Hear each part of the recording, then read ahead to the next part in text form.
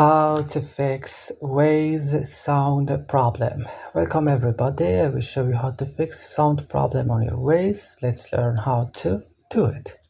You should open first your settings of your device. Click at Apps option and search for Waze. Click. You will find here this list. Scroll it down, click at Storage option, click Clear Cache. Back after that, click Force Stop and click OK. So go now to Play Store or App Store, update your Waze on the last version.